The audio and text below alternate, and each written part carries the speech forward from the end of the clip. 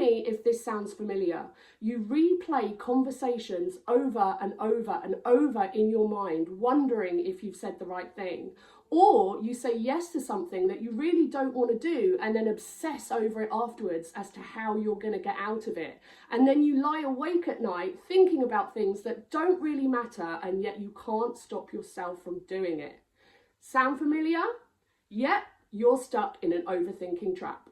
Overthinking keeps you stuck in procrastination, it drains your energy, and it stops you from fully living your life because deep down you are scared of making the wrong choice. But today I'm going to tell you how to break free from overthinking and finally trust yourself.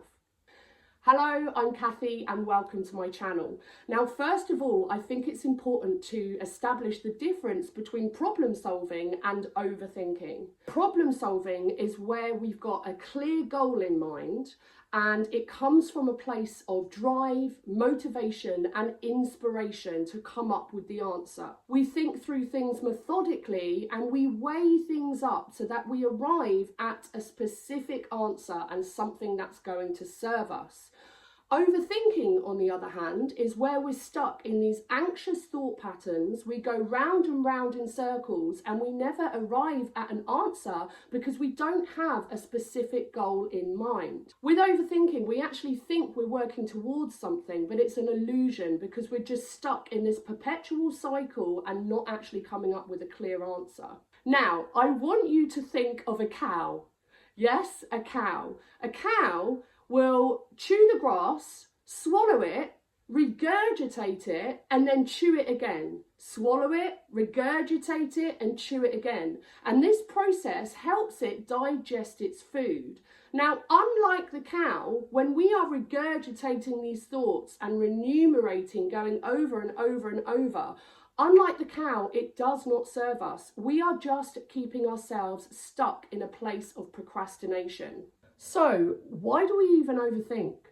Well, for most of us, it's a coping mechanism, especially for people pleasers. It's our brain's way of actually trying to control the outcome to protect us from failure, from embarrassment, or from pain. This coping mechanism might stem from fear of judgment, so we worry about making the right choice so that others don't reject us or judge us. And we can't cope with the thought that we might actually disappoint them. It might also stem from low self-worth, which actually comes from a lack of self-trust. So we doubt our intuition and second guess ourselves after making decisions rather than owning our choices. And low self-worth can also show up as perfectionism and fear of failure. We constantly worry about our performance, how we're going to show up, our level of capability. We analyse every possible outcome to avoid mistakes because we have to get it right. And we avoid anything that might be challenging because there's that possibility of failing. Overthinking might also stem from your childhood conditioning, especially if you grew up in a critical or unpredictable environment where mistakes just weren't tolerated. Or you had to anticipate other people's emotions, and that starts the pattern of overthinking because it actually became your survival tool. Like me, if you had emotionally unavailable parents, perhaps there was alcoholism or addiction problems, maybe one of your parents had an illness or disability, overthinking became a protection mechanism because you couldn't anticipate what was going to happen. It made you think you were doing something about a situation that actually, as a child, you had no control over whatsoever. And also, we overthink due to anxiety because our brains are wired for certainty. They crave it. And when they don't have it, we fill in those gaps with excessive thinking, which perpetuates this anxious thought pattern. This over-analysis gives us a false sense of control because we feel like we're influencing a situation, whereas in reality, we're doing nothing but making ourselves feel worse. We end up in this overthinking loop where the anxiety fuels the thoughts and the thoughts then fuel the anxiety, and we end up getting nowhere. So how does overthinking actually affect you?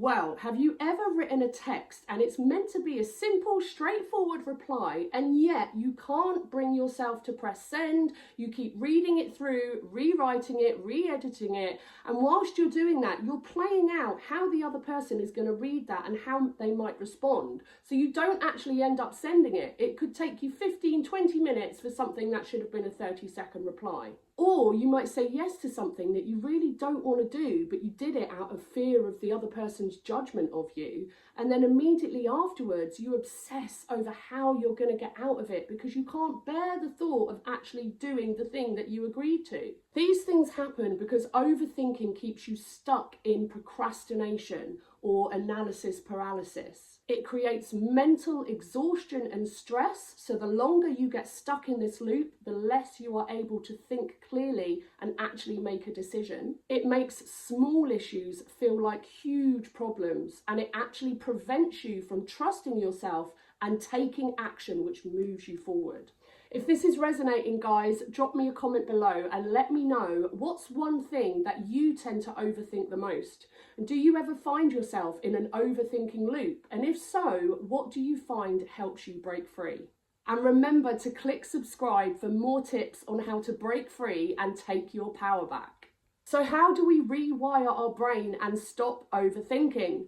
Well, like with most long-held patterns that you're trying to shift, the first step is to become aware. Because if we're not aware of when we're in this loop that we've held for so long, then how can we do anything about it? So first of all, you want to catch yourself when you're thinking about something for ages, when you're not taking action, when you're feeling low and depressed and you're remunerating over something, feeling mentally exhausted. The first step is noticing that that is the case. Then what you want to do is get out of your head and into your body, because after all, overthinking means that we are stuck in our head thinking. So we want to get back in touch with how we're feeling in the present moment. And how you can do this is a few ways. You could do a grounding technique. You could do a breathing technique, or simply just by moving the body. So you could go for a walk, or you could just sit there and shake it out like animals do after they've gone on a run from fight or flight being chased by something.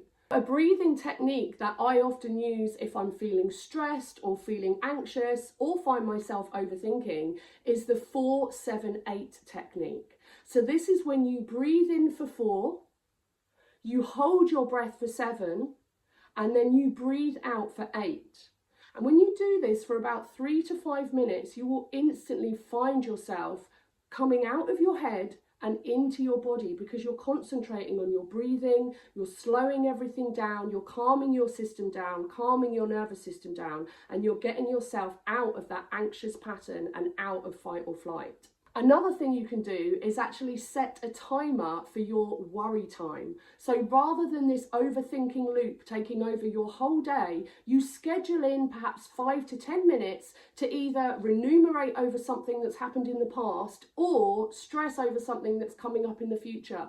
But by setting a timer, once that timer's stopped, it's then time to take action. You don't let this overthinking loop take over your whole day and keep you in procrastination. Overthinking thrives on indecision. So at the end of your scheduled worry time, make sure you make a decision. Even if you decide it's the wrong decision, you can then change your mind. But make a decision, take action, and get out of that over-analysis. And also, we want to shift our thinking from what-if scenarios to what's the worst that could happen. Because quite often, when we think of the worst-case scenario and put ourselves there, it's never as bad as we think. When we ask ourselves, could we actually handle this situation? More often than not, the answer is yes. But when you're stuck in what-if thinking, the possibilities are literally endless. Hence, why we feel stuck and we get trapped in this overthinking spiral. Also, what we want to do when these thoughts come up, before we even go down that overthinking loop, is challenge the thought and then take action. So catch yourself and ask, is this thought actually supporting me, or is it keeping me stuck? Overthinking thrives on inaction, so even just taking a small step will help break the cycle. Next, we want to let go of the illusion of control. Overthinking tricks you into believing that you can prevent bad outcomes by obsessing over every detail. More analysis equals better outcome. Not true. The truth is that you can never control every possibility, only how you show up. Shift your focus from controlling the outcome to actually trusting yourself to handle whatever comes. And lastly, make peace with good enough. If you struggle with perfectionism, remind yourself that done is better than perfect. Consistent, imperfect action is what moves the needle forward. And confidence grows from making choices, not endlessly thinking about them. When you practice making decisions quickly and embracing imperfection, the easier it gets and the quicker you will move forward. With consistent small actions, you will build that level of self-trust, proving to yourself that you are going to be okay no matter what happens. Remember, overthinking isn't who you are, it's just a habit. And like any habit, you can break it. If you found this helpful, guys, click the like. Thanks for watching, and I'll see you in the next one.